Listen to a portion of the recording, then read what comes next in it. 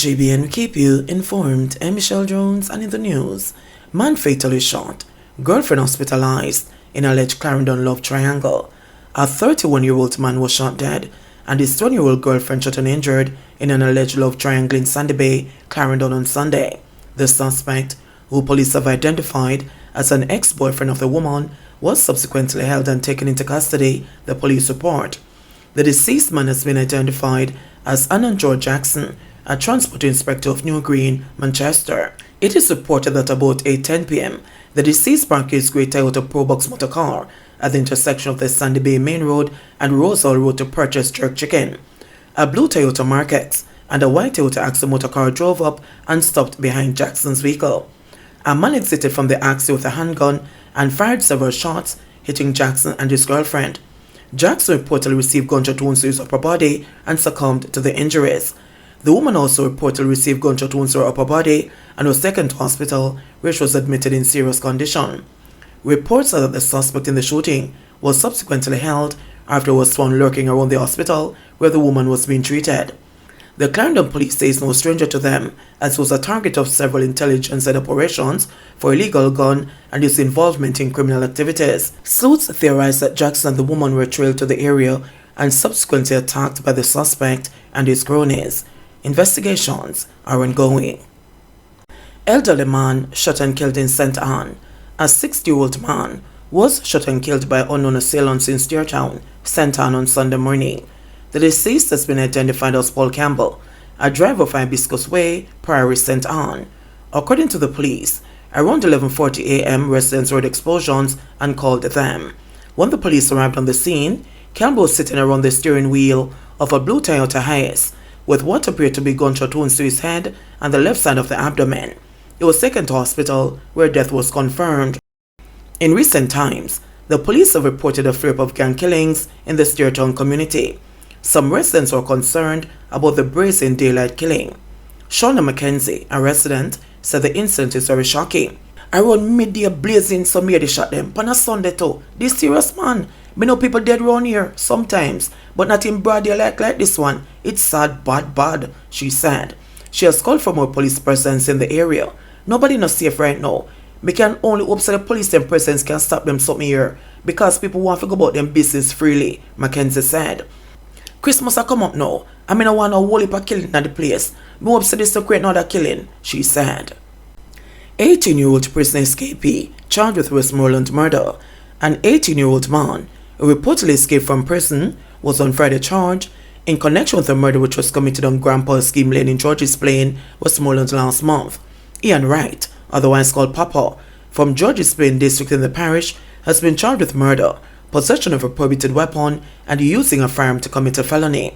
Wright is charged for the October 23 killing of 39-year-old Dwayne Molai, otherwise called Soji, a farmer from Belmont district in Bluefields.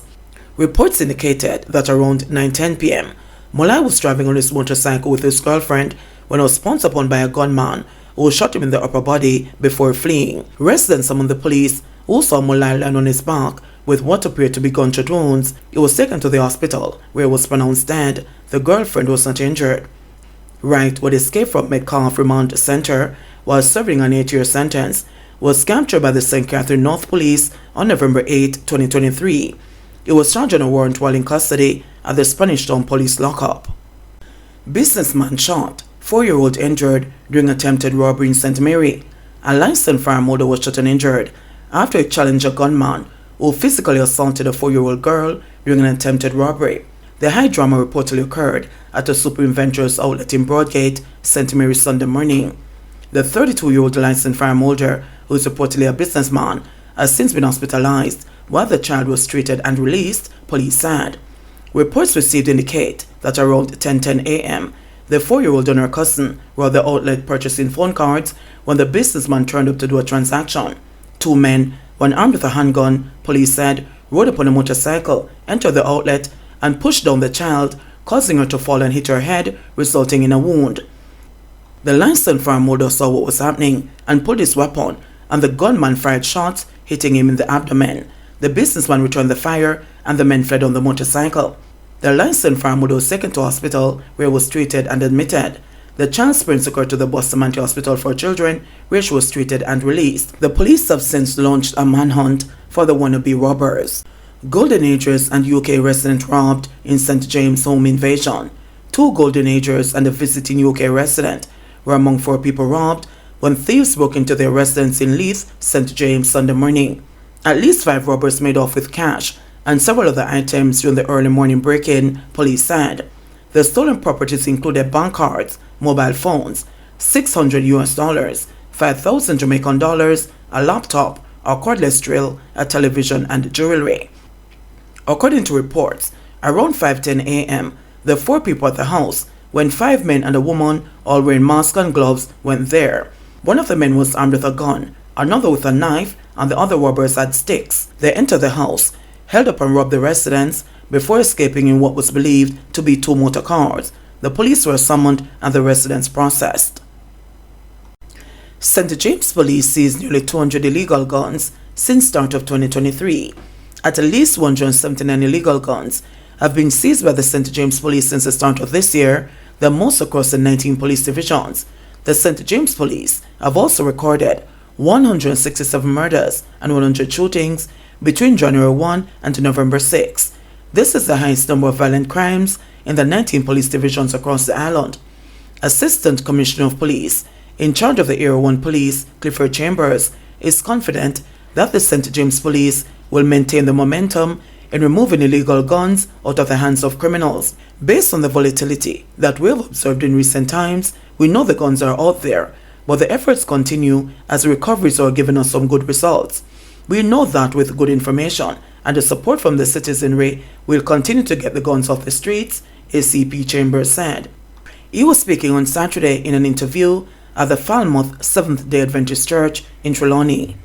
Judge urges traffic offenders to copy or take photos of tickets before they fade, with multiple offenders going to traffic courts with faded thermal paper tickets.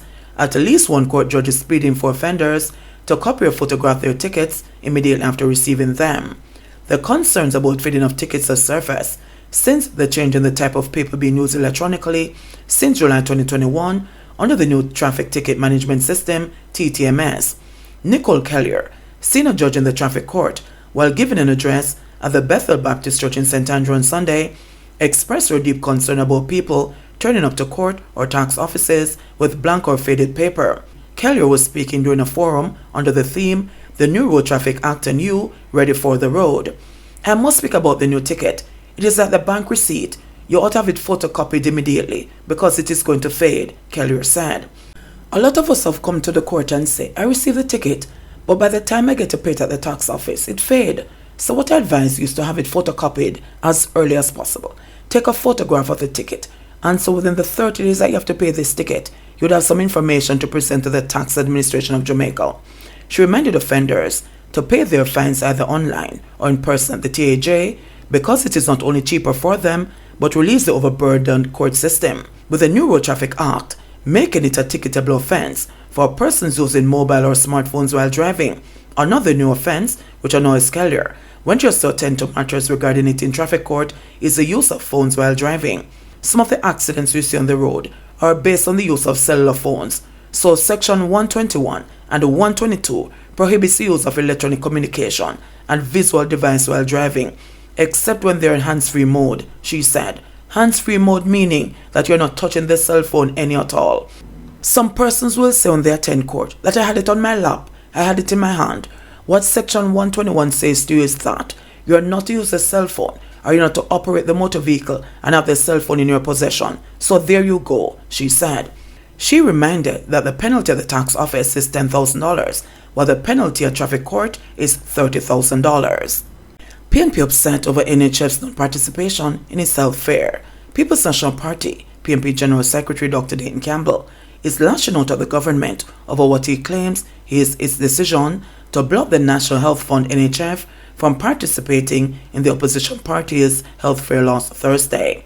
Dr. Campbell was addressing a ceremony to present the party's candidates for the parish of St. Anne ahead of the local government and general elections at the St. Hilda's High School in Brownstown, St. Anne. He has accused the government of politicizing the welfare of the Jamaican people. And the NHF said never come come check some people and sign them up so them can get NHS card. We bill with flyer and put it out. You know say, them look insecure man call from cabinet, call the NHS and say you can't go down and PNP go run healthcare because you don't turn the NHS in a political organization. Any party that put the health of people on the back burner because they must fight against political mileage is not a party, sheriff, that we can trust, and is a party that we must vote out. And JBN will keep you informed. Please remember to subscribe, like, share, leave us a comment, and click the notification bell to receive our daily news items.